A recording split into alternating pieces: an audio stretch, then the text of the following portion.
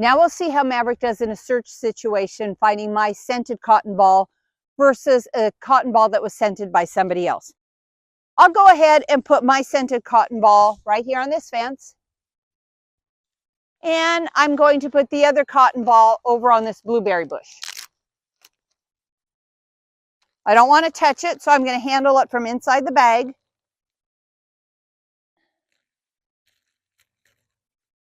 And I just set it down there on the ground. Now we'll see how Maverick does. Okay, I'm going to start Maverick searching in the area of the wrong cotton ball because I need her to know to go for my scent versus another scent. So if I always started her near the correct cotton ball and she found it, she's just going to learn she's going for a cotton ball. She's not going to learn to distinguish between my odor versus somebody else's. So we'll go ahead and start with the wrong one first. Where is it?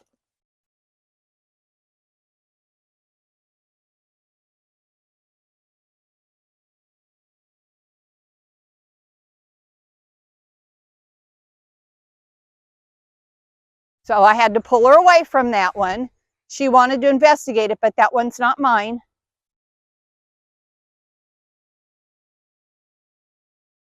Yes, good girl. So her alert is once she gets to the odor, then she looks at me for a treat. Good girly.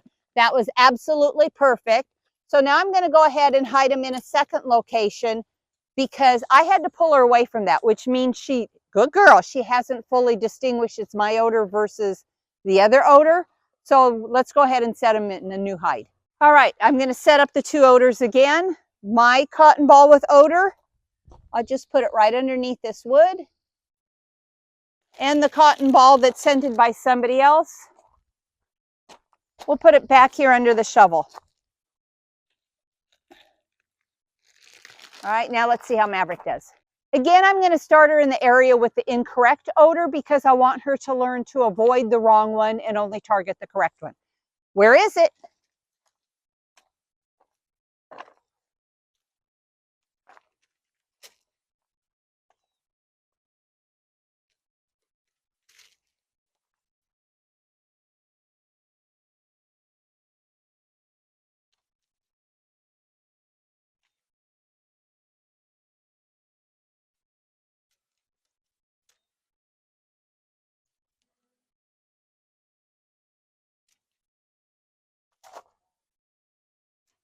She knows it's in the area, but in my scent work classes, I put a lot of odor high, so she thinks it should be high. So that was our incorrect one. She wanted to go to that one. I had to pull her away. Yes, good girly. So that tells me we're going to have to do at least one more search. Good girl. Nice job. Okay, I accidentally touched the incorrect cotton ball last time, so I got my scent on both of them. And so Teresa's going to help me. She just scented a cotton ball. She's going to put it underneath the railing. And I'm going to put the one with my scent on the other side.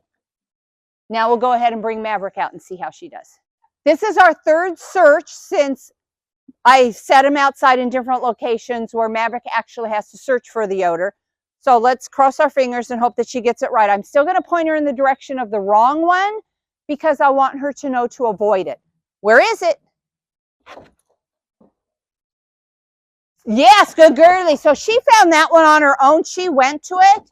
That tells me the odor of the other one did not draw her at all, which means success. We got it. You saw how I switched up the location for each search. And that's because, one, I don't want my dog to get pattern trained to know that it's always going to be under a piece of wood. It's always going to be on the right side of the stairs. So I don't want her to know that. I want her to search. Also, another thing you want to be aware of when you have a fairly green dog, an inexperienced dog, you don't want to have them search for your odor versus somebody else's odor inside your house because your odor is everywhere. So it's too confusing. They don't really get what's going on. So you want to find a neutral place. And that's why I'm outside. There's less lingering odor outside. And this is not a property that I live on. So I didn't want my own yard where I'm taking my dogs out all the time. I'm doing yard work. I'm playing ball with them. I don't want an area where my odor is everywhere because I want them to find the one unique spot that has my odor.